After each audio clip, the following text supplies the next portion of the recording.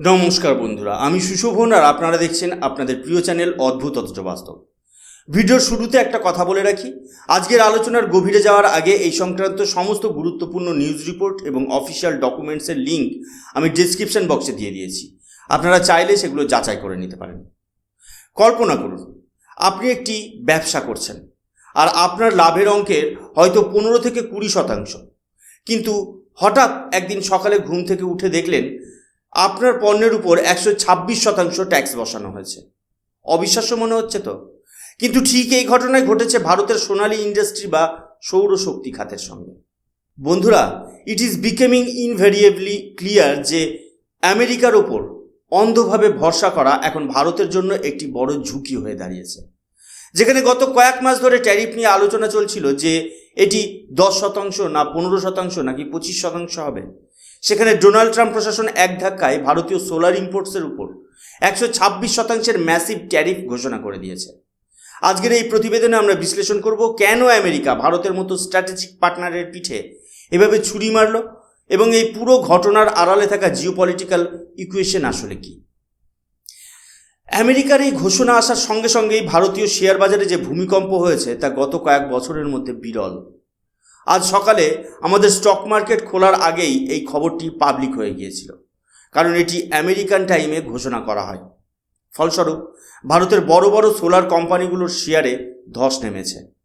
আপনারা যদি খেয়াল করেন, ওয়ারি ইঞ্জিনিয়ার্স প্রায় 10% বেশি নিচে নেমে গিয়েছিল, প্রিমিয়ার ইঞ্জিনিয়ার্স প্রায় 6% এবং আইনক্স ওয়াইন্ড বা আদানি পাওয়ারের মতো কোম্পানিগুলোও এই ঝড়ের হাত থেকে রেহাই পায়নি। বিশেষ করে ওয়ারি ইঞ্জিনিয়ার্সের মতো কোম্পানি, যারা তাদের আয়ের সিংহভাগ আমেরিকা থেকে পায়, তাদের জন্য এই 126% ট্যারিফ হলো কার্যত ডেথ ওয়ারেন্ট। মার্কেট খোলার প্রথম 1 ঘন্টাতেই কয়েক হাজার কোটি টাকার মার্কেট ক্যাপিটাল ধুয়ে মুছে সাফ হয়ে গেছে। যদিও দিনের শেষে কিছু শেয়ার সামান্য রিকভার করেছে, কিন্তু ইনভেস্টরদের মনে যে আতঙ্কের সৃষ্টি হয়েছে তা সহজে দূর হওয়ার নয়। বন্ধুরা, এই পুরো বিষয়টার গভীরে যেতে হলে আমাদের একটু পেছনের ফিরে তাকাতে হবে। ডোনাল্ড ট্রাম্প যখন প্রথমবার হোয়াইট হাউসের ক্ষমতা দখল করেছিলেন, তখন থেকেই তার বৈদেশিক মুদ্রার মূল স্তম্ভ ছিল আমেরিকা ফার্স্ট।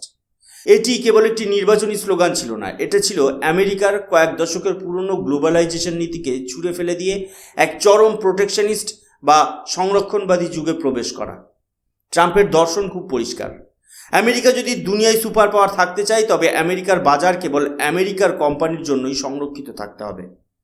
এখন আসা যাক গত বছরের ঘটনায়।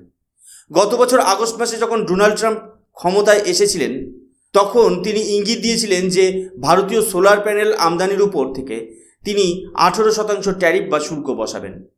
তখন ভারতের বাণিজ্য মহলে এক ধরনের মিশ্র প্রতিক্রিয়া দেখা দিয়েছিল। 18% ট্যারিফ অবশ্যই চিন্তার ছিল, কিন্তু ভারতীয় সোলার প্যানেল নির্মাতাদের মধ্যে একটা ক্ষীণ আশা বা অপটিমিজম কাজ করছিল। কেন জানেন? কারণ সেই সময় ভারত এবং আমেরিকার মধ্যে একটি বিশেষ ফ্রেমওয়ার্ক এগ্রিমেন্ট নিয়ে নিবিড় আলোচনা চলছিল। ভারতের কূটনৈতিক মহলে ধারণা ছিল যে যেহেতু ভারত আমেরিকার একটি অত্যন্ত গুরুত্বপূর্ণ স্ট্র্যাটেজিক পার্টনার এবং আমরা কোয়াডের মতো বড় বড় প্রতিরক্ষা বা প্রযুক্তি চুক্তিতে যুক্ত, তাই আমেরিকা হয়তো ভারতের জন্য এই ট্যারিফের ক্ষেত্রে কিছুটা শীতলতা দেখাবে। কিন্তু বন্ধুরা, বাস্তবতা যে কতটা নির্মম হতে পারে তা আজ আমাদের সামনে দিনের আলোর মতো পরিষ্কার। যে 18%কে আমরা বিপদ মনে করছিলাম, আমেরিকা আজ তাকে 126%-এর একটি বিশাল পাহাড়ে পরিণত করেছে। এই যে 126% ট্যারিফ আসলে কোনো সাধারণ ট্যাক্স নয়, এটি হলো একটি ইকোনমিক ব্যারিয়ার। এর মানে হলো ভারত থেকে 1000 টাকার কোনো সোলার প্যানেল আমেরিকায় ঢুকতে গেলে তার দাম হয়ে যাবে 2260 টাকা। ভাবুন তো, কোনো আমেরিকান ক্রেতা বা কোম্পানি ভারত থেকে এত চড়া দামে প্যানেল কিনবে? এখানেই প্রশ্ন ওঠে আমেরিকার বিশ্বাসযোগ্যতা নিয়ে। আমেরিকা এখন এমন এক পর্যায়ে পৌঁছে গেছে যেখানে তারা তাদের প্রোটেকশনিস্ট পলিসি বাস্তবায়নের নেশায় মত্ত। তারা ভুলে গেছে যে ভারত চীনের মতো কোনো শত্রু দেশ নয়, বরং গত কয়েক বছর ধরে আমেরিকা নিজেই ভারতকে চীনের বিকল্প হিসেবে প্রজেক্ট করে এসেছে। এখন যখন ভারত সত্যি সত্যি নিজেকে একটি গ্লোবাল সোলার হাব হিসেবে বিশ্বের মানচিত্রে তুলে ধরার চেষ্টা করছে, যখন আমাদের দেশের পিএলআই স্কিম বা প্রোডাকশন লিঙ্কড ইনসেন্টিভের সুফল আমরা পেতে শুরু করেছি, ঠিক তখনই আমেরিকা আমাদের পায়ে বেড়ি পরিয়ে দিল। ভারতের স্বপ্ন ছিল 2030 সালের মধ্যে বিশ্বের দ্বিতীয় বৃহত্তম সোলার ম্যানুফ্যাকচারার হওয়া। এই লক্ষ্য পূরণের জন্য আমেরিকান বাজার ছিল আমাদের সবচেয়ে বড় টার্গেট। কিন্তু আমেরিকা তার নিজের দেশের ডোমেস্টিক ম্যানুফ্যাকচারিং বা ঘরোয়া শিল্পকে কৃত্রিমভাবে অক্সিজেন দেওয়ার জন্য ভারতের মতো বন্ধুদের সোলার এক্সপোর্টকে কার্যত গলা টিপে মারার পরিকল্পনা করছে। এটি কেবল একটি ব্যবসা নয়, এটি হলো জিওপলিটিক্যাল ইগো। আমেরিকা চায় না সোলার টেকনোলজির এই রেসে ভারতের মতো কোনো দেশ তাদের সমকক্ষ হয়ে উঠুক। একদিকে তারা আমাদের সাথে মহাকাশ গবেষণায় হাত মেলাচ্ছে, আর অন্যদিকে আমাদের গ্রিন এনার্জি বিপ্লবের কোমর ভেঙে দিচ্ছে। এই বৈপরীত্য আজকের আন্তর্জাতিক রাজনীতিতে সবচেয়ে বড় স্ট্র্যাটেজি। সবচেয়ে অবাক করার মতো বিষয় হলো আমেরিকান ডিপ্লোমেসির হিপোক্রেসি বা ভণ্ডামি। আজ সকালেই আমেরিকার সিনিয়র রিপ্রেজেন্টেটিভ জেকব হ্যালবার্গের একটি বয়ান সামনে এসেছে, যেখানে তিনি বলছেন যে আমেরিকা ভারতের সঙ্গে $500 বিলিয়ন বাণিজ্য করতে চায়। অথচ ঠিক তার কয়েক ঘন্টার ব্যবধানেই আমেরিকার কমার্স ডিপার্টমেন্টের ব্যাক এন্ড থেকে ভারতের ওপর এই বিধ্বংসী ট্যারিফ ঘোষণা করলো। এক হাত দিয়ে হ্যান্ডশেক করার কথা বলছে আর অন্য হাত দিয়ে ট্যারিফের লাঠি মারছে। এই কোঅর্ডিনেশনের অভাব কি ইচ্ছাকৃত নাকি কোনো গভীর ষড়যন্ত্র? আমেরিকা বারবার বলে এসেছে যে তারা চীন থেকে তাদের নির্ভরতা কমাতে চায় এবং এর জন্য চায়না +1 স্ট্র্যাটেজিতে ভারতই হলো তাদের প্রধান ভরসা। কিন্তু এখন দেখা যাচ্ছে তারা চীনকে আটকানোর বদলে ভারতের বেড়ে ওঠাকেই বেশি ভয় পাচ্ছে। জো বাইডেনের আমল থেকে আমেরিকা একটি কথা বারবার বলে আসছিল, সোলার প্যানেলের ক্ষেত্রে তারা আর চীনের উপর নির্ভর করবে না। তারা ভিয়েতনাম, ইন্দোনেশিয়া এবং ভারতের মতো দেশগুলো থেকে সোলার ইম্পোর্ট বাড়াতে চেয়েছিল।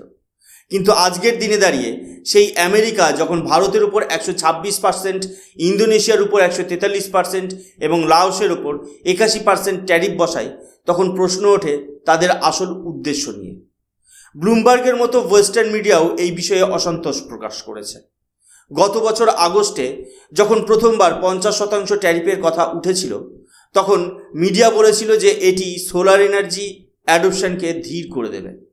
আমেরিকা দাবি করছে যে ভারত সরকার সোলার ম্যানুফ্যাকচারারদের অন্যায্যভাবে সাবসিডি বা ভর্তুকি দেয়, যার ফলে আমেরিকান কোম্পানিগুলো প্রতিযোগিতায় টিকে থাকতে পারছে না। এই সাবসিডির দোহাই দিয়ে তারা এই অ্যান্টি ডাম্পিং ডিউটি এবং কাউন্টারভেইলিং ডিউটি আরোপ করছে। এখন আসা যাক ভারতের সোলার সেক্টরের ভেতরের কথাই। আমরা মুখে যতই বলি যে আমরা সোলার প্যানেল তৈরি করছি, কিন্তু সত্যিটা হলো ভারতের সোলার ইন্ডাস্ট্রির মেরুদণ্ড এখনও চীনের হাতে। ভারতের সোলার মডিউল তৈরির জন্য প্রয়োজনীয় কম্পোনেন্টস এবং সাবকম্পোনেন্টস প্রায় 80%ই চীন থেকে আসে। যদি আমরা তথ্য বিশ্লেষণ করি তবে দেখব ওয়ারি ইঞ্জিনিয়ার্স, মুদ্রা সোলার, টাটা পাওয়ার, রিনিউ এনার্জির মতো বড় বড় কোম্পানিগুলো তাদের সোলার ওয়েফার এবং সোলার সেলের জন্য সম্পূর্ণভাবে চীনের উপর নির্ভরশীল। চীন এখানে অত্যন্ত চতুর এক গেম খেলেছে। তারা ভারতকে ততটুকুই কাঁচামাল দেয় যাতে ভারত প্যানেল অ্যাসেম্বল করতে পারে, কিন্তু ভারত যাতে নিজে থেকে টেকনোলজিক্যাল ইন্ডিপেন্ডেন্ট না হতে পারে তার জন্য তারা সাপ্লাই চেনকে নিয়ন্ত্রণ করে। রিলায়েন্স ইন্ডাস্ট্রিকে যেমন একবার $300 মিলিয়ন খরচ করতে হয়েছিল শুধু চাইনিজ মেশিনারি কেনার জন্য, কারণ তার কোনো অল্টারনেটিভ মার্কেটে ছিল না। ভারত এই পরিস্থিতির কথা যে জানতো না তা নয়। ভারত সরকার অলরেডি সোলার মডিউলের উপর 40% এবং সোলার সেলের উপর 25% বেসিক কাস্টম ডিউটি লাগিয়ে রেখেছে, যাতে চীনা আধিপত্য কমানো যায়। এছাড়া ঘরোয়া উৎপাদন বাড়াতে PLI স্কিম এবং ALMM স্কিম আনা হয়েছে। কিন্তু আমেরিকার এই হঠাৎ আক্রমণ ভারতের সমস্ত পরিকল্পনাকে ওলটপালট করে দিয়েছে। ভারত সরকার বর্তমানে আমেরিকার সাথে সমস্ত ট্রেড টক্স বা বাণিজ্যিক আলোচনা স্থগিত রেখেছে। ভারতের অবস্থান খুব পরিষ্কার, যতক্ষণ না ট্যারিফ নিয়ে স্বচ্ছতা আসছে ততক্ষণ কোনো নতুন চুক্তি সই হবে না। তবে শুধু আলোচনা করলে হবে না, ভারতকে এখন তার অফস্ট্রিম ম্যানুফ্যাকচারিং বা কাঁচামাল তৈরির দিকে নজর দিতে হবে। পলিসিলিকন, ইনগট এবং ওয়েফার যদি আমরা নিজেদের দেশে তৈরি করতে না পারি, তবে আমরা চিরকাল চীন আর আমেরিকার এই দড়ি টানাটানির মাঝে পড়ে থাকব। এই সংকটের মধ্যেও একটা আশার আলো দেখা যাচ্ছে। রিলায়েন্স ইন্ডাস্ট্রিজ তাদের যে গ্রিন এনার্জি গিগা কমপ্লেক্স তৈরি করেছে তার লক্ষ্যই হলো সোলার ভ্যালু চেনের প্রতিটি ধাপ ভারতে সম্পন্ন করা। আমাদের শুধুমাত্র প্যানেল জোড়া লাগালে চলবে না, আমাদের সেই চিপ এবং কাঁচামাল তৈরি করতে হবে যা বর্তমানে চীন থেকে আসছে। যদি আমরা 2030 সালের মধ্যে $7 ট্রিলিয়ন সোলার মার্কেটে পৌঁছাতে চাই, তবে আমাদের স্ট্র্যাটেজিক অটোনমি অর্জন করতে হবে। আমেরিকা তার আমেরিকা ফার্স্ট পলিসি নিয়ে চলবে, এটা তাদের অধিকার। কিন্তু ভারতকে বুঝতে হবে যে আন্তর্জাতিক রাজনীতিতে কোনো চিরস্থায়ী বন্ধু বা শত্রু নেই, আছে শুধু চিরস্থায়ী স্বার্থ। আমাদের সোলার সেক্টরে যে বিপুল সম্ভাবনা রয়েছে তাকে বাঁচাতে হলে এখন আরও বেশি অ্যাগ্রেসিভ পলিসি গ্রহণ করতে হবে। বন্ধুরা, আমেরিকার এই 126% ট্যারিফের সিদ্ধান্ত কি ভারতের সোলার স্বপ্নকে শেষ করে দেবে, নাকি এই ধাক্কায় ভারতকে সোলার সেক্টরে আত্মনির্ভর হওয়ার পথে আরও দ্রুত এগিয়ে নিয়ে যাবে? একদিকে চীনের সাপ্লাই চেন কন্ট্রোল আর অন্যদিকে আমেরিকার ট্রেড ব্যারিয়ার। এই দুই আগুনের মাঝখানে দাঁড়িয়ে ভারত কিভাবে নিজের জায়গা করে নেবে, সেটাই এখন দেখার। আপনাদের কি মনে হয়, আমেরিকার এই সিদ্ধান্ত কি ভারত আমেরিকা সম্পর্কের উপর দীর্ঘমেয়াদী প্রভাব ফেলবে? কমেন্ট সেকশনে অবশ্যই আপনার মূল্যবান মতামত জানাবেন। ভিডিওটি তথ্যবহুল মনে হলে লাইক করুন এবং বন্ধুদের সাথে শেয়ার করুন।